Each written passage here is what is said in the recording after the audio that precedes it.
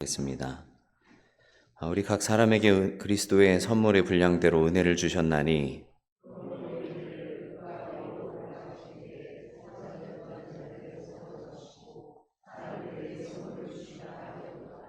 올라가셨다 하였은즉 땅 아래 낮은 곳으로 내리셨던 것이 아니면 무엇이냐.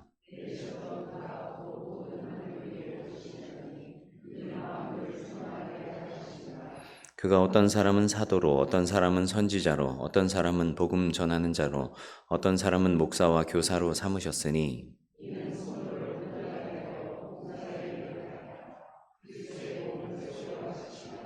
아멘. 에베소서 17번째 시간입니다. 여러분, 그 개미 한 마리 그저 작고 연약해 보이는 그런 벌레처럼 보이죠. 그런데 놀라운 사실은 개미 한 마리가 자기 몸의 몸무게의 20에서 또 많게는 50배까지 들어올릴 수 있다고 합니다. 이것을 사람으로 바꿔서 계산한다면 몸무게 70kg인 사람이 약 3.5톤, 그러니까 자동차 2대 반을 들어올리는 것과 같습니다. 참 어마어마한 힘이죠. 게다가 미국 오하이오 대학교의 연구팀의 그 연구 결과에 따르면 개미의 목 관절 하나만으로도 자기 몸무게의 5,000배에 달하는 무게를 지탱할 수 있다는 그런 연구가 나왔어요. 그냥 툭 하면 부러질 것 같은 개미 목이 이 5,000배의 자기 몸무게 5,000배나 되는 무게를 견딜 수 있다니 믿어지십니까? 그런데 더 놀라운 사실은 이 개미들이 함께 만들어가는 이 공동체의 놀라운 힘입니다. 2012년에 브라질에서 루이 포지 교수가 이끄는 연구팀이 아주 놀라운 발굴을 했는데요. 사진 한번 보실래요? 네, 더 이상 이렇게 사용되지 않는 한 가위개미 굴을 발견했는데요. 여기 연구팀은 그 규모를 파악하기 위해서 거기에다가 이제 개미굴 입구에 콘크리트를 부어 보았습니다. 그리고 거기에 들어간 이제 콘크리트 양이 약 무려 10톤이나 되었어요. 그렇게 콘크리트가 굳을 때까지 한 달 기다린 후에 이렇게 발굴을 해보니까 이렇게 드러난 개미굴의 모습이 바로 여기에서 보는 이런 모습이었던 것이죠. 넓이는 약 46제곱미터, 그러니까 14평 정도 되는 그런 넓이에, 높이는 약 7.9미터, 약 아파트 3층 높이에 달하는 어마어마한 그런 규모였습니다. 아주 복잡하게 이렇게 얽히고 설켜서 거대한 지하 도시가 이렇게 드러나게 된 것이죠. 네, 이제 내리셔도 될 것 같습니다. 개미 사회를 보면요, 다 똑같은 것 같아도 저마다의 역할들이 다 다르죠. 그리고 일사불란하게 이렇게 움직입니다. 여왕개미는 알을 낳아서 군체를 유지합니다. 그리고 일개미는 식량을 구하고 새끼를 돌보고 또 집을 짓습니다. 병정개미는 이런 개미들을 또 지켜내고요. 개미굴 안을 들여다보면 이제 식량 창고도 있고 육아실도 있고 여왕개미 방들 이렇게 딱딱 각 다 나눠져 있어서 그 공간마다 따로 일하는 그런 영역의 개미들이 따로 있습니다. 각기 저마다의 역할이 다르지만 그 자신의 역할 안에서 하나로 움직이는 것, 그것이 개미 공동체가 가진 힘입니다. 지난 시간 우리는 에베소서 4장 1절에서 6절을 통하여서 바울의 첫 번째 권면을 들었습니다. 하나 되게 하신 것을 힘써 지키라, 이렇게 말씀하셨죠. 성령님께서 이미 이루신 그 하나됨, 겸손과 온유와 오래 참음, 또 용납으로 그 하나됨을 힘써 지키라고 말씀하셨습니다. 그리고 이어진 오늘 말씀은 교회 안에 다양한 은사와 직분에 관한 이런 말씀을 우리에게 전하고 계십니다. 오늘 본문 에베소서 4장 7절의 말씀은 우리 각 사람에게 그리스도의 선물의 분량대로 은혜를 주셨다, 이렇게 말씀합니다. 사도 바울은 하나됨을 강조한 이후에 곧바로 이렇게 다양성에 대해서 말씀을 나눕니다. 그렇다면 오늘 본문을 읽으면서 이렇게 질문할 수도 있을 것입니다. 지금까지 그렇게 하나됨만 강조하더니 왜 이제 와서는 이제 각 사람마다 다르게 주신 은혜가 있다고 말씀하는 것일까? 이게 참 모순처럼 느껴질 수도 있는데, 오히려 에베소서 전체를 살펴볼 때 이게 바로 교회의 완전한 그림이구나 하는 사실을 깨닫게 된다는 거죠. 여러분, 하나됨이라는 게 뭐겠습니까? 이게 모두가 다 똑같아지는 것이 결코 아닙니다. 실제로 우리 모두에게 각자 주어진 은사와 또 직분이 참 다르지 않습니까? 서로의 역할이 다르고 또 교회 안에서 해나가는 여러 일들이 또 다르죠. 그 다양함이 하나의 몸 안에서 이렇게 하나를 이룰 때 비로소 교회가 완전해집니다. 다 팔만 할 수 없습니다. 다 뭐 다리만 될 수 없습니다. 다 몸통만 돼서도 안 되죠. 여러분, 우리가 이 밤 우리에게 주시는 이 말씀을 통해서 이 은혜로 주신 이 선물, 은사에 대한 내용들을 좀 살펴보기 원합니다. 특별히 이 시간 이 말씀을 나누는 가운데 우리 교회와 또 공동체에 주시는 하나님의 이 뜻을 분명히 또 기억하고 은혜 받는 복된 시간이 될 수 있기를 간절히 바랍니다. 먼저 우리 각 사람에게 주신 은사는 하나님께서 예수 그리스도를 통해서 주신 특별한 선물이라는 사실을 말씀합니다. 7절에 보면은 우리 각 사람에게 그리스도의 선물의 분량대로 은혜를 주셨다 말씀합니다. 여기서 중요한 표현이 있죠. 두 가지입니다. 각 사람에게 그리고 분량대로 또 이렇게 은혜로 주신 선물이라는 말씀인데 각 사람에게라는 말은 무엇이겠습니까? 4장의 앞부분에 1절부터 6절 말씀 보면 바울은 이 하나라는 이 단어를 7번 반복했습니다. 한 몸, 한 성령, 한 소망, 한 주, 한 믿음, 한 세례, 또 한 하나님. 그런데 7절 말씀은 이렇게 시작합니다. 우리 각 사람에게 라고 말씀하세요. 각각 저마다 한 사람 한 사람이란 뜻입니다. 하나됨을 강조하던 바울이 이제는 각 개인에게 이렇게 눈을 돌리는 것이죠. 여러분, 이 하나됨 안에 다양성이 필요하다는 말이고 또 다양성 안에 또 하나됨이 있어야 한다는 말입니다. 여러분, 서로를 한번 바라보십시오. 하나님께서 우리를 똑같이 만드시지 않았습니다. 여기 계신 그 어느 누구도 똑같은 사람 한 명도 없습니다. 여러분, 한 사람 한 사람을 우리 하나님께서 아시고 또 한 사람 한 사람에게 각자 맞는 그 은혜를 주셨다 성경은 말씀합니다. 우리에게 받은 은혜가 또 우리에게 딱 필요한 은혜다라는 말씀입니다. 여러분, 또 분량대로라고 말씀하시죠. 그것은 바로 측량된 분량에 따라라는 뜻입니다. 이 은사에서 아주 중요한 표현입니다. 왜냐하면 은사는 그냥 무작위로 랜덤으로 우리에게 주어진 것이 아니기 때문입니다. 그것도 우연히 주어진 것도 아니죠. 그리스도께서 각 사람을 너무나도 잘 아시고 또 그 각 사람에게 꼭 필요한 분량으로 정확하게 주셨다 말씀하는 겁니다. 여러분, 그렇다면 여기서 우리가 자연스럽게 이런 질문을 할 수 있습니다. 근데 왜 어떤 사람에게는 이런 은사를 주고 또 다른 사람에게는 또 다른 은사를 주셨는가? 네, 여러분, 바울이 이 질문에 직접 이렇게 대답하진 않지만 더 중요한 것을 우리에게 말씀하시는데 그건 바로 누가 이 선물을 주는가 하는 겁니다. 각자 다른 선물을 받았다는 것에서 이렇게 더 말씀을 끌고 들어가지 않고 누가 주셨냐에 더 초점을 맞추고 있는 거예요. 그러니까 우리도 마찬가지입니다. 누가 뭘 어떻게 얼마를 또 이렇게 어떤 분량의 은사를 받았는가에 집중하기보다 우리가 바라봐야 될 건 뭡니까? 그 은사를 주신 하나님 또 예수 그리스도를 바라봐야 한다는 사실입니다. 그리고 바울이 8절에서 보면 이제 구약의 시편 68편을 이렇게 인용합니다. 그러므로 이르기를 그가 위로 가실 때 사로잡혔던 자들을 사로잡으시고 사람들에게 선물을 주셨다 하였도다 이렇게 말씀합니다. 사실 이 본문의 이 배경을 이해하면 더 훨씬 이 말씀이 풍성하게 다가오죠. 여러분도 몇 차례 이제 들으셨겠지만 고대에서는 이제 개선행렬이라고 해서 특별한 의식이 있습니다. 전쟁을 치르고 큰 승리를 거둔 장군이 이제 로마로 돌아올 때 치르는 그런 의식입니다. 승리한 장군은 사로잡은 포로들을 이끌고 들어옵니다. 빼앗아온 전리품을 가득 들고 이렇게 로마 시내를 행진하죠. 많은 백성들이 이렇게 환호합니다. 그러면 그 행진 중에 백성들에게 그 장군이 선물을 나눠주는 겁니다. 전리품들을 이렇게 배분해 주는 것이죠. 온 도시가 환호하지 않았겠습니까? 승리의 귀한, 그 승리의 선물을 보면서 참 이렇게 너무나도 행복한 그런 순간들을 맞이했던 것이죠. 바울이 68편을 인용하면서 이 개선식의 그 이미지를 그대로 여기에 심고 있습니다. 근데 여기서 이제 좀 놀라운 것은 시편 68편에 인용된 이 18절 말씀을 보면 원래는 이렇게 되어 있습니다. 주께서 높은 곳으로 오르시며 사로잡은 자들을 취하시고 선물들을 사람들에게서 받으시며 반역자들로부터도 받으시니 여호와 하나님이 그들과 함께 계시기 때문이로다 말씀합니다. 원문은 받으셨다 이렇게 말씀하는데 에베소서 4장 8절은 어때요? 사람들에게 선물을 주셨다 이렇게 표현하고 있어요. 받으셨다가 왜 주셨다로 바뀌었을까? 사도 바울이 의도적으로 이렇게 표현을 한 겁니다.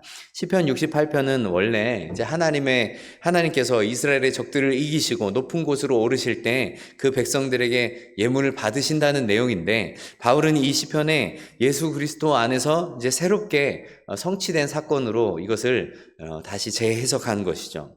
그래서 예수님께서는 단순히 예물을 받으시는 분일 뿐만 아니라 승리하고 돌아오시면서 오히려 자신이 가지신 모든 것을 우리에게 나누어 주시는 분이다, 이렇게 말씀합니다. 사실 이것이 바로 우리에게 주시는 큰 은혜고 또 복음의 소식인 것이죠. 9절에서 10절 말씀은 예수님께서 주신 선물에 대해 말씀하면서 예수님의 비하와 또 승귀, 낮아지심과 높아지심을 언급합니다. 올라가셨다 하였은즉 땅 아래 낮은 곳으로 내리셨던 것이 아니면 무엇이냐? 내리셨던 그가 곧 모든 하늘 위에 오르신 자니 이는 만물을 충만하게 하려 하심이라 말씀합니다. 여러분, 하나님께서 하나님의 아들이 이 하늘의 영광을 버리고 이 땅 가운데 오셨습니다. 빌립보서 2장 6절에서 8절은 이렇게 말씀합니다. 그는 근본 하나님의 본체시나 또 하나님과 동등됨을 취할 것으로 여기지 아니하시고 오히려 자기를 비워 종의 형체를 가지사 사람들과 같이 되셨고 또 사람의 모양으로 나타나사 자기를 낮추시고 죽기까지 복종하셨으니 곧 십자가에 죽으심이라 말씀하십니다. 가장 높은 곳에 계신 그분이 가장 낮은 곳까지 내려오셨습니다. 또 하나님의 아들이 죄인의 형벌을 대신 받으시고 십자가의 죽음을 감당하셨습니다. 더 내려갈 수 없는 곳까지 내려가셨습니다. 그 주님을 우리 하나님께서 높여주십니다. 내리셨던 그가 곧 모든 하늘 위에 올리신 자니라고 말씀합니다. 근데 거기서 끝나는 것이 아니죠. 사흘 만에 부활하시고 하늘로 올라가시고 하나님 우편에 앉아 계십니다. 에베소서 1장 20절에서 21절에 이미 바울이 선포한 바가 무엇입니까? 그의 능력이 그리스도 안에서 역사하사 죽은 자들 가운데서 다시 살리시고 하늘에서 자기 오른편에 앉히사 모든 통치와 권세와 능력과 주권과 이 세상뿐 아니라 오는 세상에 일컫는 모든 이름 위에 뛰어나게 하셨다 말씀합니다. 가장 낮은 곳에서 또 이제는 가장 높은 곳으로, 이것이 바로 예수님의 높아지심입니다. 그리고 하나님께서 우리에게 그 승리의 선물을 나누어 주셨습니다. 10절 마지막에 보면 이는 만물을 충만하게 하려 하심이라. 계속해서 이렇게 충만하게 하신다는 내용들이 에베소서에 가득 넘치고 있죠. 그리스도께서 가장 낮은 곳에서까지 내려오셨다가 가장 높은 곳에까지 올라가신 것은 만물을 충만하게 하기 위해서다 말씀합니다. 그 충만함이 무엇일까? 바로 오늘 성경에 말씀하는 겁니다. 그 만물의 충만함은 바로 각 사람에게 나누어 주시는 은혜의 선물입니다. 은사입니다. 개선식에서 이 승리한 장군이 전리품을 백성들에게 나누어 주는 것처럼 그리스도께서 죄와 사망을 이기신 그 승리로 교회의 은사를 나누어 주시는 겁니다. 여러분, 그 은사가 얼마나 풍성합니까? 가장 낮은 곳에서 가장 높은 곳까지 전 영역을 통과하신 그 그리스도께서 우리에게 승리로 주어주신 선물입니다. 사랑하는 성도 여러분, 여러분들에게 주어진 은사는 무엇입니까? 여러분들 생각할 때 하나님께서 나에게 어떤 은사를 주신 것 같습니까? 여러분, 그게 우연히 생긴 것일까요? 아니면 이렇게 유전처럼 내려오는 그런 것일까요? 아니면 어떤 특별한 사람들에게만 어떤 특별한 능력을 허락해 주신 것일까요? 그리스도께서 가장 낮은 곳까지 내려가셨다가 높은 곳까지 올라가신 그 승리로 인해서 여러분 한 사람 한 사람을 잘 아시는 그 하나님께서 우리의 분량대로 우리에게 선물, 즉 은사를 정확하게 내려주신 것입니다. 여러분, 성경 전체를 보면 하나님께서 각 사람에게 다양한 은사를 주시고 또 하나님의 역사를 이루어가게 하시는 장면들이 참 많이 등장합니다. 출애굽기 31장을 보니까 두 사람이 나옵니다. 부살렐과 오홀리압. 이 사람 어떤 사람이었습니까? 하나님께서 모세에게 성막을 지으라고 명령하실 때 그 방대한 건축을 담당했던 사람입니다. 하나님께서 그 구체적인 어떤 설계 도면을 딱 이렇게 이미지로 모세에게 주신 것이 아니지 않습니까? 하나님께서 말씀으로 이런 일들을 해서 이렇게 성막을 만들라고 사이즈와 재료들을 이렇게 주셨는데 그것을 직접 만들고 또 다듬고 그것을 정말 하나님께 드리는 그 가장 좋은 것들로 이렇게 만드는 작업은 사람 손을 거쳐야 하는 작업이었습니다. 그냥 나무 그냥 툭 하니 잘라가지고 놔두는 게 아니라 거기에 무슨 모양으로 새기고 또 받침은 또 무슨 모양대로 하고 또 이렇게 술을 놓되 어떤 모양으로 놓을지 그런 것들은 하나님께서 이 지혜 있는 자들을 통해서 이렇게 알아서 하게 하셨거든요. 이 하나님께서 예술적인 이런 재능을 허락하여 주셔서 부살렐과 오홀리압 같은 사람들 사용하셔서 그 일을 맡기셨거든요. 부살렐에게는 이 금, 은, 또 놋을 다루는 기술, 보석을 깎고 나무를 새기는 재주들을 허락해 주셨습니다. 정교한 그 예술적 디자인을 연구하는 능력을 부살렐에게 주신 거예요. 오홀리압에게는 어땠습니까? 오홀리압은 이 부살렐의 디자인을 실제로 구현하는 기술, 그러니까 조각하고 수놓고 하는 이런 능력을 주신 거예요. 다 여러분 이렇게 아이디어만 제공하고 있으면 누가 실행을 하겠어요? 그렇죠? 한 사람은 아이디어를 창작력이 뛰어난 그런 아이디어를, 또 한 사람은 그것을 진짜 눈에 보이게 만들어주는 아주 특별한 능력을 가지고 있었던 거죠. 여러분, 이 두 사람만이 아닙니다. 이름도 남아있지 않은 수많은 장인들이 있지 않습니까? 회막을 짓는 자들, 제사장이 옷을 짜는 자들, 또 향을 만드는 자들, 기름을 짜는 자들, 각자 다양하게 자신이 받은 은사를 따라서 각자의 자리에서 이렇게 섬기며 나아갑니다. 여러분, 다윗을 생각해 보십시오. 다윗은 어떤 은사를 가졌습니까? 아주 시를 쓰고 또 악기를 연주하는 은사 있지 않았습니까? 성경 한가운데를 펼치면 시편이 등장하는데 시편의 3분의 2 이상을 이제 다윗이 썼다고 이렇게 알려져 있지 않습니까? 다윗의 시편이 없었다면 우리가 시편의 그 고백의 찬란한 이런 아름다운 고백들을 어떻게 이렇게 만날 수 있었겠어요? 이 다윗이 경험했던 그 인생의 그 쓴맛과 단맛과 기쁨과 슬픔과 또 여러 가지 분노와 아픔들, 이런 것들을 우리가 어떻게 성경을 통해서 만날 수 있었겠냐는 말이죠. 여러분, 아삽과 헤만과 여두둔 하나님을 찬송하는 일도 맞습니다. 여러분, 하나님께서는 그러니까 결코 한 가지 은사만 가진 한 종류의 사람만 들어서 쓰시는 분이 아니라는 사실이에요. 하나님께서는 각 사람을 너무나 잘 알고 계십니다. 그리고 각 사람에게 꼭 맞는 이 은사를 분량대로 주시는 분이십니다. 마태복음 25장의 이 달란트 비유를 통해서도 예수님께서 말씀하지 않으십니까? 각각 그 재능대로, 어떤 사람에게는 5달란트, 어떤 사람에게는 2달란트, 어떤 사람에게는 1달란트를 맡기십니다. 우리가 뭐 이렇게 차별하냐 이렇게 생각할 수 있을지 모르지만 그 사람의 재능을 따라서 주셨다고 성경은 분명히 말씀하시거든요. 어떤 사람은 5달란트 큰 것을 맡겨도 이렇게 그거를 잘 굴릴 수 있는 능력이 있고, 어떤 사람은 1달란트를 맡겨도 또 그 1달란트에 맞게 이렇게 규모 있게 일을 할 수 있는 사람이었겠죠. 물론 이제 1달란트 맡은 사람은 이렇게 숨겨두고 주인의 의도를 모르고 이렇게 1달란트 그대로 가져와서 꾸짖음 당하긴 했지만, 여러분, 우리에게도 주신 은사와 달란트가 있지 않습니까? 이 달란트란 말이 영어로 이제 탤런트란 말로 되어서 재능을 뜻하는 말이 되었잖아요. 여러분, 세계 최고의 피아노로 손꼽히는 스타인웨이라는 피아노가 있습니다. 바로 이런 회사예요. 이런 그 심볼을 본 적이 있을지 모르겠습니다. 보기가 쉽지 않습니다. 왜냐하면 너무 비싸기 때문이에요. 작은 그랜드 피아노 하나만 해도 한 1억 2천만 원 됩니다. 우리 교회 이런 피아노 있으면 좋을까요? 아주 콘서트 홀에서 이렇게 연주하는 최고급의 피아노 같은 경우에는 이제 3, 4억을 호가합니다. 꿈에도 이제 이렇게 연주자들 입장에서는 어떻겠어요? 이런 좋은 피아노 한번 이렇게 쳐본다는 게 아주 꿈 같은 일 아니겠습니까? 이 스타인웨이라는 피아노는 170년이 넘는 역사를 가진 피아노 명가입니다. 전 세계 연주회장에서 울려 퍼지는 피아노 소리 가운데 약 98% 이상이 바로 이 스타인웨이 피아노를 쓰고 있어요. 우리가 잘 아는 우리나라의 유명한 피아노 연주자인 백건우, 또 아주 노령의 피아니스트이지만 많은 사람들이 잘 알려진 마르타 아르헤리치, 또 중국의 피아니스트 랑랑, 또 키신과 같은 이런 세계 정상급 피아니스트들은 스타인웨이 아티스트라고 이렇게 불립니다. 이 말은 자신만의 스타인웨이 피아노를 소유하고 있는 사람이란 말이에요. 그래서 연주회장에서는 그 스타인웨이 피아노로만 연주를 하는 사람인 겁니다. 그리고 이제 세계적인 피아니스트인 크리스티안 지메르만이라는 사람이 있는데, 이 분은 또 연주회 여정 가운데 일정이 잡히면 자기 소유의 스타인웨이 피아노를 전용기에다가 싣고 다니고 또 전속 조율사까지 이렇게 데리고 다니면서 연주하는 것으로 유명하죠.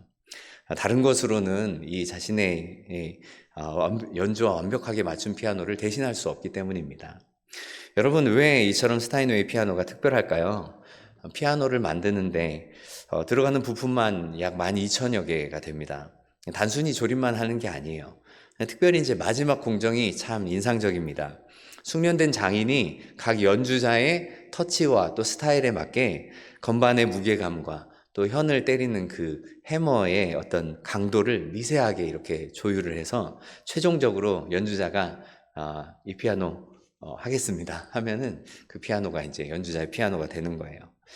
같은 브랜드이고 또 같은 모델이라도 연주자에 따라서 각각 다르게 완성이 되는 거거든요. 사랑하는 성도 여러분, 그리스도께서 여러분들에게 주신 은사가 바로 이런 은사 아닐까요? 우리가 뭐 스타인웨이 피아노 하면 평생 이렇게 가까이 가서 보기도 쉽지 않은 그런 피아노일 테지만 하나님께서 주신 은사는 사실 이보다도 더 놀라운 은사입니다. 그런데 그 은사를 우리에게 선물로 주실 때는 우리에게 각각 개인 1:1 맞춤으로 주시는 분이십니다. 하나님의 은사가 나에게 딱 맞춤이라는 거예요. 여러분, 하나님께서 이렇게 우리에게 주신 선물, 이 은사를 생각할 때 우리가 얼마나 큰 기쁨과 감격이 느껴지십니까?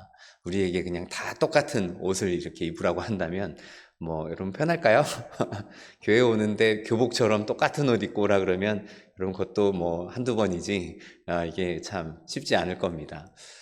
우리 하나님께서 우리에게 다양한 옷을 우리에게 주셨어요. 우리에게 정말 딱 맞는 옷을, 또 딱 맞는 그런 은사와 재능들을 우리에게 주셔서 한 교회를 섬기게 하셨단 말입니다. 여러분, 우리에게 하나님께서 원하시는 것이 무엇이겠습니까? 다 똑같아지는 건 아니에요. 하나 다 다른 모습으로 각자의 다른 재능과 은사를 통하여서 하나님의 교회에 한 몸 되기를 원하시는 것입니다. 이 모든 선물을 주신 우리 하나님께 우리의 시선을 고정하고 또 주신 그 하나님의 은혜를 생각하는 우리 모두가 될 수 있길 간절히 바랍니다.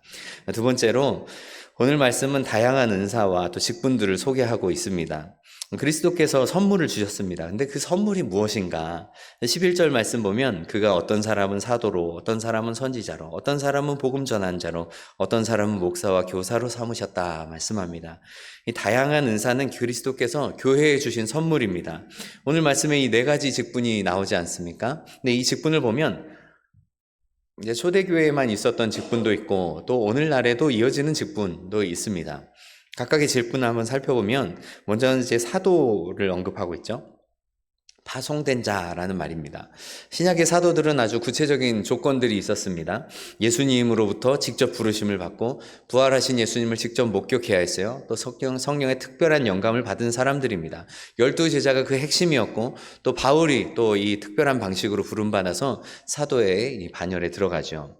사도의 사역이 무엇이었습니까? 그건 바로 교회의 기초를 놓는 것이었습니다. 에베소서 2장 20절 말씀 보니까 이렇게 말씀합니다. 너희는 사도들과 선지자들의 터 위에 세우심을 받았다. 여러분, 그러니까 이 기초를 놓는 일, 그것은 사실 한 번이면 되지 않겠습니까? 그러니까 사도의 직분은 초대교회에서 그 역할이 다 이렇게 완성된 것입니다. 지금까지 이어지는 직분은 아닌 거죠. 근데 이제 두 번째로 선지자가 등장합니다. 선지자는 이 하나님의 말씀을 받아서 교회에 전달하는 사람이었습니다. 이런 사람들은 이제 신약 성경이 완성되기 전에 활동했던 사람들이죠. 초대교회에서는 이제 특별히 성령의 계시를 받아서 교회에 하나님의 말씀을 전하던 순회 선지자들이 있었습니다. 사도행전 11장에 보면 이런 아가보라는 선지자라든지 고린도전서 이제 14장의 말씀을 보면 바울이 이렇게 여러 다양한 은사들을 다루면서 예언의 은사를 말씀하는데 이 예언의 은사라는 말은 그냥 뭐 미래의 일을 말하는 것이 아니라 하나님의 말씀을 전하는 이 선지자의 역할을 했던 그런 사람들을 말씀합니다. 그런데 신약 성경이 이제 완성이 되었습니다. 그래서 이제 더 이상 이 선지자 직분도 자연스럽게 그 역할을 마치게 되죠. 성경 자체가 하나님의 완전한 말씀을 우리에게 전해주고 계시지 않습니까? 세 번째는 복음 전하는 자입니다. 이들은 특정 지역에 머무는 목사와 다르게 여러 곳을 다니면서 복음을 전하는 순회 전도자고 또 선교사였습니다. 디모데라든지 디도라든지 뭐 빌립과 같은 이런 사람들 여러 곳을 다니면서 복음을 전하지 않습니까? 이런 사람들이 바로 복음 전하는 자로 불렸습니다. 사도들이 세워놓은 교회를 돌보고 또 아직 복음이 전해지지 않는 곳에 또 새롭게 복음을 전합니다. 오늘날로 말하면 진짜 이제 선교사나 또 전도하는 이 전도자가 이 역할을 맡고 있는 거죠. 네 번째는 또 바로 목사와 교사입니다. 독특한 점은 헬라어 원문을 보면 이제 목사와 교사라는 말이 하나의 그 관사로 연결되어 있습니다. 다른 직분들은 다 각각의 관사가 별도로 붙는데 목사와 교사는 이 한 관사로 이루어져 있기 때문에 목사와 교사를 하나로 보기도 합니다. 그런데 또 단어는 또 두 개란 말이죠. 실은 이제 목사나 교사 본질적으로는 이제 같은 직분을 가리키는 말입니다. 각각 이제 강조하는 측면에 따라서 또 우리가 다르게 이해할 수 있는 거죠. 목사라는 직분이 뭡니까? 이 뜻은 바로 목자라는 말이에요. 양떼를 돌보고 먹이고 인도하는 사람입니다. 성도의 삶을 돌보고 또 영적으로 양육하고 위로하고 권면하는 사람, 이 목양이 주된 사역인 이 직분이 바로 목사의 직분을 가진 사람이죠. 또 교사는 어떻습니까? 이것은 말씀을 가르치는 사람을 뜻합니다. 그런 의미에서 목사는 또 교사이기도 합니다. 교사도 어떤 의미로 보면 또 목양의 부분을 어느 정도 감당하고 있는 것도 사실이죠. 바울이 자신을 이 디모데후서 1장 11절에서 이렇게 말합니다. 내가 이 복음을 위하여 선포자와 사도와 교사로 세우심을 입었노라 라고 말해요. 여러분, 그런데 이렇게 따로 단어를 구분하는 이유도 우리가 또 이해되는 부분이 있죠. 목사라고 하면 이제 양육의 측면이 강조되는 그런 직분이고, 또 교사라고 하면 이제 교육의 측면이 강조되는 직분 아니겠습니까? 교회는 이 둘 다가 필요한 영역이지 않아요? 여러분, 이 네 가지 직분을 이제 정리를 하면 참 이렇게 흥미로운 이런 구도가 보이죠. 사도와 선지자, 초대교회의 기초를 놓은 사람입니다. 신약 성경의 완성과 함께 그 특별한 그 사역들을 마쳤습니다. 그러나 그 정신과 사역은 지금도 계속해서 이어지고 있죠. 복음 전하는 자와 목사, 교사, 오늘날에도 또 계속되는 이런 직분입니다. 복음을 새로운 곳에 전해야 합니다. 또 이미 세워진 교회 성도들을 잘 돌보고 가르치는 사역하고 또 양육해야 합니다. 그리고 이 모든 직분의 공통점은 바로 하나님의 말씀을 전하고 가르치는 데 있다는 사실입니다. 에베소 교회 성도들에게 다양한 직분 은사를 말씀하면서 특별히 하나님의 말씀을 맡은 사람들의 직분을 강조하고 있는 거죠. 여러분, 여기서 중요한 것이 있습니다. 고린도전서 12장 이 은사장을 보면 바울이 교회의 성도들에게 아주 다양한 은사들을 설명하지 않습니까? 지혜의 말씀, 또 지식의 말씀, 병 고치는 은사, 믿음, 또 능력 행함, 예언, 영분별, 방언, 또 통역, 그리고 고린도전서 12장 28절에 이렇게 말씀합니다. 하나님이 교회 중에 몇을 세우셨으니 첫째는 사도요, 둘째는 선지자요, 셋째는 교사요. 또 그 다음은 능력이요, 그 다음은 병 고치는 은사와 서로 돕는 것과 다스리는 것과 각종 방언을 말하는 것이라. 여러분이 바울이 두 본문에서 강조하는 것이 뭐냐면 은사는 참 다양하지만 그러나 한 분이 주신다는 사실입니다. 모든 은사는 한 분 성령께서 또 한 분 그리스도께서 주신다 말씀합니다. 그리고 그 은사를 통해서 하나님께서 행하고자 하시는 뜻이 담겨져 있다는 것이죠. 제가 이제 얼마 전에 이런 영상을 봤습니다. 조금 어려운 얘기가 될 수도 있는데, 그러나 우리와 너무 가까운 얘기이기 때문에 여러분들에게 이렇게 전해드립니다. 바로 지난 4월에 삼성의 최신 신제품 TV 전시 행사가 있었습니다. 유튜브를 보니까 이런 행사들을 했다고 이제 나와서 저도 관심 있게 이렇게 지켜봤는데, 바로 이런 행사입니다. 새로운 이 TV가 이제 등장했다는 거예요. 이제 세대를 거듭하면서 뭐 브라운관 TV가 이제 LCD TV가 됐다가 LED TV가 됐다가 이제 뭐 이렇게 점점 발전해 가지 않겠습니까? 이번에 이제 출시된 그 TV가 마이크로 RGB라는 그런 TV였어요. 마이크로 RGB 말만 들어도 그냥 영어니까 좀 복잡하잖아요. 근데 여러분 이게 뭐냐면 마이크로 즉 이제 머리카락 굵기보다 더 작은 초소형 그 LED가 촘촘하게 박혀 있다는 겁니다. 그러니까 이전에 이런 TV들을 보면 픽셀이라고 해서 이렇게 큰 이 화면에 점처럼 보이는 그 한 점 있잖아요. 그 하나의 점을 하나의 LED가 이렇게 담당을 했어요. 그래서 이 LED가 어떤 색을 나타내느냐에 따라서 이 화면이 색깔이 달라지는 거죠. 특히 이제 이번에 새롭게 발표된 이 마이크로 RGB는 차이가 있습니다. 한번 또 다음 사진 보여주시죠. 뭐 LED가 이렇게 왼쪽에 있는 거라면 이제 마이크로 LED 또 이제 미니 LED 그리고 마이크로 RGB까지 뭐 그냥 크기를 비교해 놓으려고 이렇게 좀 해놓은 건데, 여러분 여기 LED라고 하는 큰 돔 안에 갇혀 있는 이게 픽셀 하나라고 보시면 됩니다. 그러니까 마이크로 LED라는 거는 정말 촘촘하게 TV 안에 이렇게 그 LED 소자들이 박혀 있는 겁니다. LED가 뭐냐면 이게 RGB, 그러니까 빨간색, 녹색, 또 이렇게 파란색의 빛을 쏴서 세상에 다양한 색깔을 이렇게 구현해 내는 거예요. 근데 전보다 더 작은 이런 마이크로 RGB가 있어서 이런 색을 표현하니까 이 화면이 얼마나 이게 생동감이 넘치겠습니까? 그렇죠?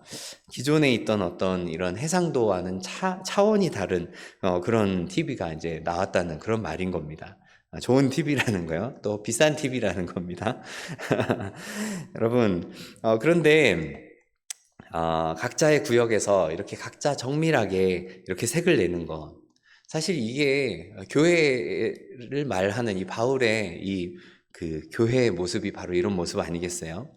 사도요, 또 선지자요, 복음 전하는 자, 목사와 교사, 가르치는 은사, 섬기는 은사, 또 돕는 은사, 긍휼을 베푸는 은사, 다스리는 은사, 이런 것들이 각자 다 다른 색을 나타내고 있고 다른 역할을 하고 있지만 같은 색을 이렇게 함께 어우러져서 아름다운 화면을 이렇게 내는 TV처럼 다양한 색들이 촘촘히 모여서 다양한 모습으로 섬기는 것이 바로 우리 교회 아니겠습니까?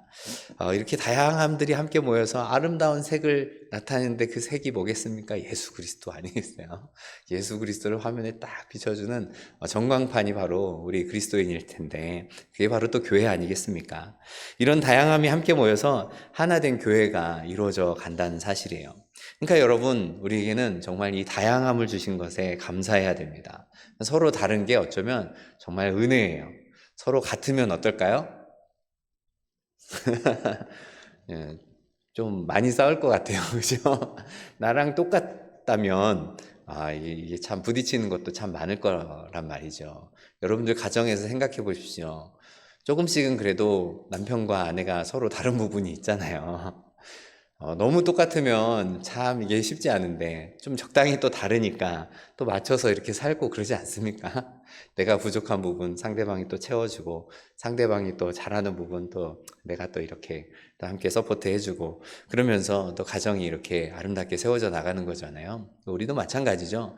한 은사만 다 가지고 있다면 우리 교회가 뭐가 되겠습니까? 그렇죠? 그러나 다양한 사람들이 있기 때문에, 하나님께서 주신 이런 다양함의 은사들이 있기 때문에 우리가 이 다양함을 통해서 하나님을 더 아름답게 이렇게 소개할 수 있는 그런 것 아니겠습니까? 우리 교회에 주신 이 다양함의 은혜를 감사하는 여러분 될 수 있길 바랍니다. 세 번째로, 오늘 성경은 결론적으로 이 각 사람에게 주신 이 다양한 은사, 이 주신 것으로 끝나는 게 아니라 뭔가 하나님께서 이루고자 하시는 목적과 뜻이 있다는 것을 말씀합니다. 그 목적이 무엇일까요? 12절 말씀입니다. 이는 성도를 온전하게 하며 봉사일을 하게 하며 그리스도의 몸을 세우려 하심이라 말씀합니다. 바울이 왜 그리스도께서 이 모든 은사와 직분을 주셨는지 이렇게 그 목적을 세 가지로 말합니다. 근데 이 세 가지가 그냥 단순하게 이렇게 나열한 것이 아니라 순서가 있어요. 이 순서는 사실 이 앞에 것이 뒤에 것을 가능하게 하는 그런 흐름을 가지고 있습니다. 지난번에도 이렇게 보면 계단의 형식으로 이렇게 사도 바울이 이야기하면서 이렇게 말씀하는 부분들을 우리가 살펴봤지 않습니까? 첫 번째는 이제 성도를 온전하게 하는 그 목표를 가지고 우리 하나님께서 이게 다양한 은사를 주셨습니다. 원래 이 온전하게 하다라는 말은 부러진 뼈를 맞출 때 쓰는 말입니다. 찢어진 그물을 수선할 때 쓰는 단어입니다.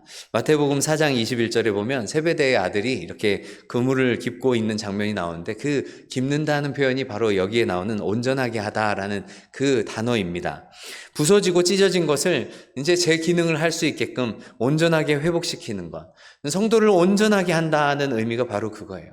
여러분이 다양한 은사를 통해서 말씀을 가르치고 또 삶을 돌보고 상처를 치유하고 믿음을 세워주면서 성도가 온전해지도록 이렇게 돕는 것입니다.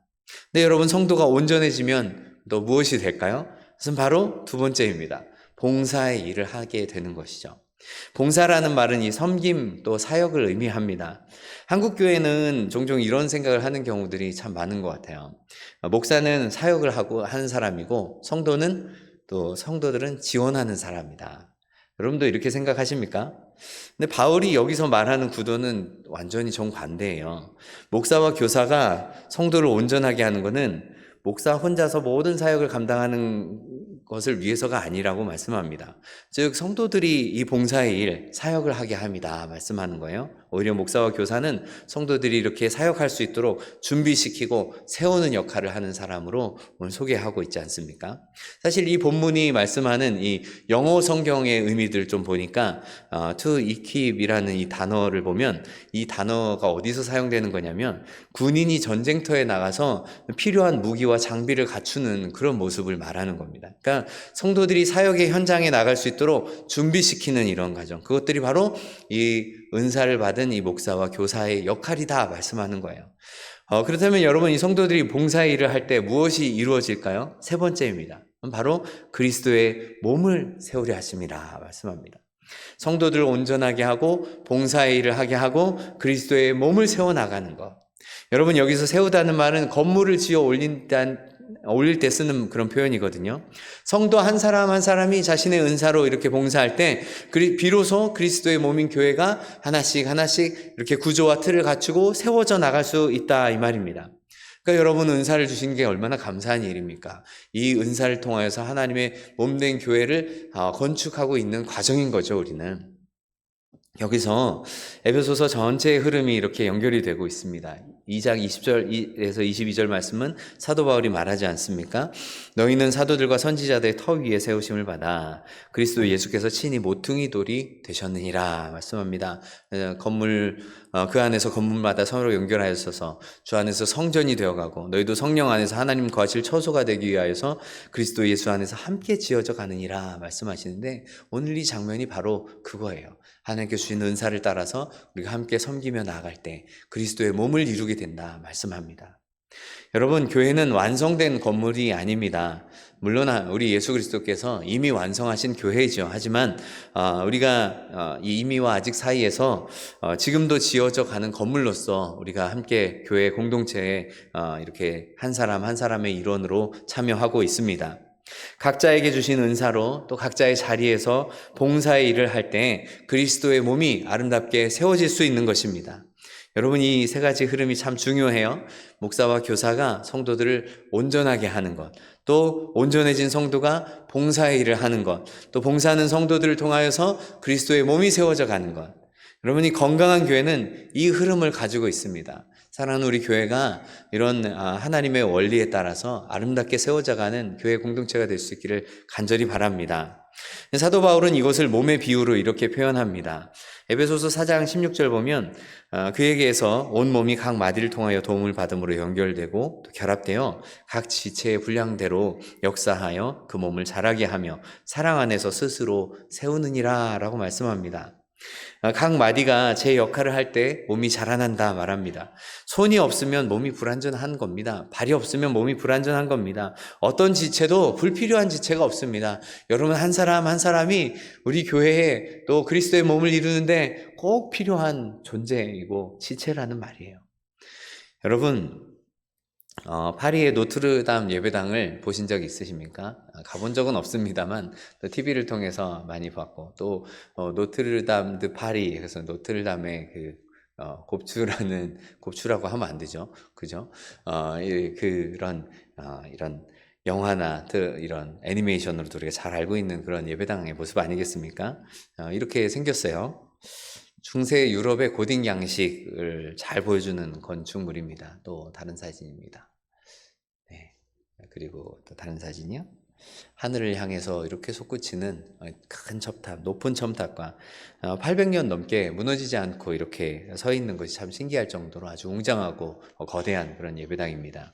근데 바깥에서 이 예배당을 바라보면요, 여러분 자세히 보면 건물 외벽에 이 바깥으로 아치 모양으로 이렇게 뻗어나온 이런 특이한 구조물들이 보입니다. 바로 이렇게 생긴 구조물이에요. 또 다른 모습 보여주실래요? 네. 예배당을 바치고 있는 이 특이한 이런 구조물들이 눈에 띕니다. 바로 플라잉 버트레스라는 이런 구조물이거든요. 우리말로는 이제 공중 버팀목이라 이렇게 얘기하는데, 원래 이제 노트르담 예배당을 건축하려고 할 때 이 설계도에는 이 플라잉 버트레스가 없었습니다. 근데 1163년에 이렇게 공사를 시작하게 되었는데 건물이 이렇게 높이 올라가니까 점점 이제 문제가 생기게 된 거예요. 벽을 보면 이제 유리로 된 부분도 많은데 벽이 좀 약한 데다가 높이 올라가야 되니까 이 무게와 하중이 견디지를 못하는 겁니다. 얇은 벽에 이 균열이 생기고 또 벽이 바깥으로 이렇게 밀리기 시작하는 거죠. 건축가들이 이제 고심 끝에 했던 일이 바깥벽 주변에 이렇게 지지벽을 만들게 된 것이고 그것이 최초의 플라잉 버트레스가 되었습니다. 이 구조물이 지붕에 엄청난 이 하중을 같이 받아서 땅으로 분산시킵니다. 이 플라잉 버트레스 덕분에 고딕 양식의 이 예배당이 더 높이 또 더 웅장하게 세워질 수 있었던 거예요. 사랑하는 성도 여러분, 오늘 바울이 말하는 그리스도의 몸을 세우는 일이 바로 이와 같습니다. 목사가 설교하는 동안에 뒤에서 또 기도로 받쳐주는 성도들, 또 예배당에 가장 먼저 와서 준비하고 청소하는 이런 성도님들, 아무도 보지 않는 자리에서 묵묵히 봉사하고 섬기는 그런 성도님들, 이런 성도들을 통하여서 교회가 또 우리 예배가 아름답게 이렇게 세워질 수 있는 것 아니겠습니까? 여기에 누구 하나 이렇게 봉사의 손길이 안 닿은 곳이 어디 있습니까? 우리 여러분이 한 사람 한 사람이 다 수고하고 땀 흘리고 또 헌신한 이 결과들을 우리가 함께 누리고 있는 것 아니겠습니까? 플라잉 버트레스가 없으면 이 노트르담 예배당이 무너지듯이 눈에 띄진 않지만 이 섬김이 없으면 교회라는 건물은 무너지고 맙니다. 바울이 말합니다. 각 마디가 제 역할을 할 때 몸 전체가 자라납니다. 성도를 온전하게 하고 봉사일을 하게 하고 그리스도의 몸을 세우는 것, 그 일에 화려한 역할만 있겠습니까? 내가 받은 은사가 크든 작든 눈에 띄든 띄지 않든 그 은사를 내 자리에서 사용해야 합니다. 그럴 때 우리 교회가 하나님의 마음에 아름답게 드는 교회로 또 세워져 나갈 것입니다.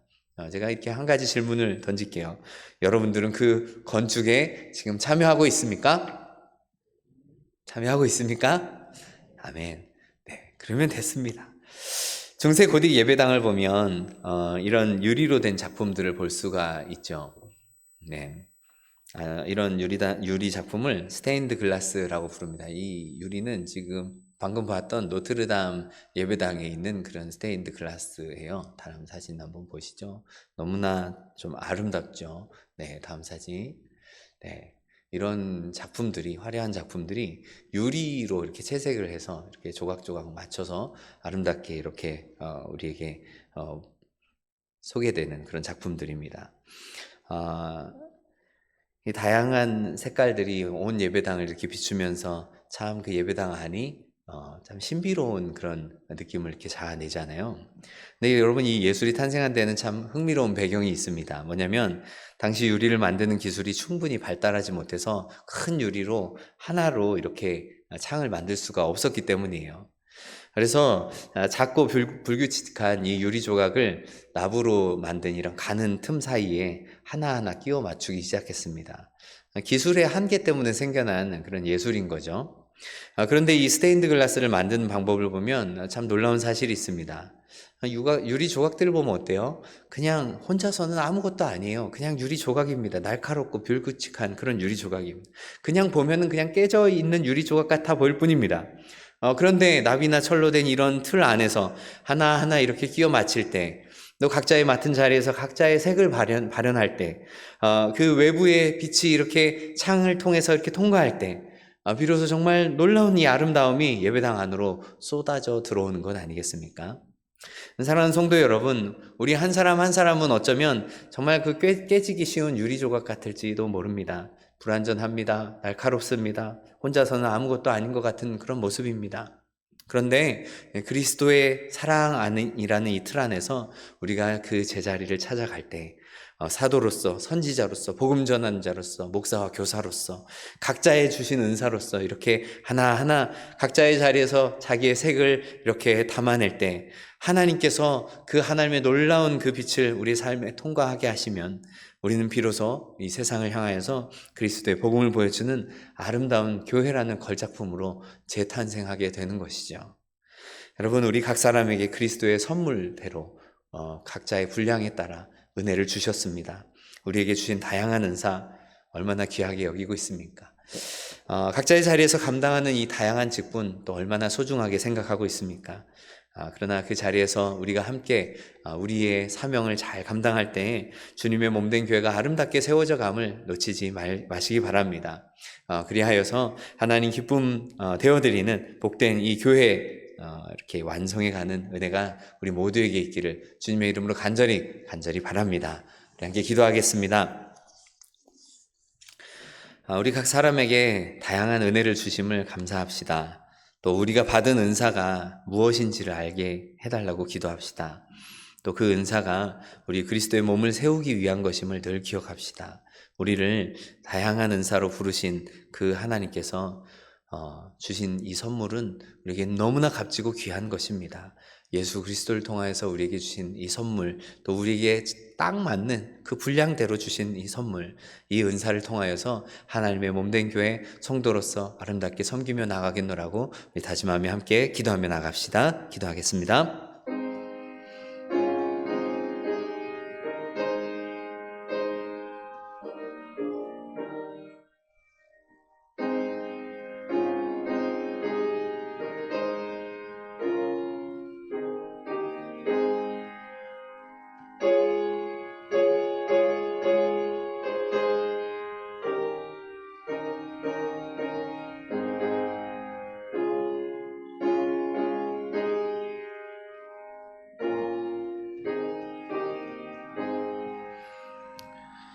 우리에게 분량대로 선물을 주신 은혜로우신 하나님 아버지 참으로 감사합니다.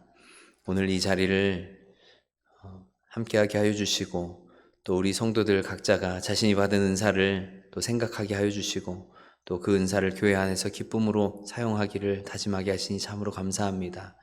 눈에 띄든 띄지 않든 또 크든 작든 각자의 자리에서 잘 섬기는 성도 되기를 원합니다. 부름받은 은사를 따라서 성도들을 온전하게 하고 또 봉사의 일을 하게 하고 그리스도의 몸이 이 사랑 안에서 아름답게 세워져 가는 역사를 우리 한 사람 한 사람의 헌신을 통하여서 보게 하여 주시옵소서. 우리 각자가 그리스도의 사랑의 틀 안에서 자리를 잡고 잘 맞춰지고 하나님의 이 아름다운 빛을, 찬란한 빛을 담는 아름답고 멋진 교회로 세워지게 하여 주시옵소서. 그리스도의 선물의 분량대로 은혜를 주심에 감사하고 또 찬양하며 우리에게 주신 이 은사를 따라서 아름답게 섬기며 나아가는 우리 모두 될 수 있도록 주의 성령께서 함께하여 주시옵소서. 그래서 하나님의 기쁨이 되어드리고 하나님 마음에 드는 아름다운 그 교회가 되어서 세상을 향하여서 아름다운 이 하나님의 놀라운 빛을 비추며 전하는 복되고 아름다운 교회 될 수 있도록 인도하여 주시옵소서.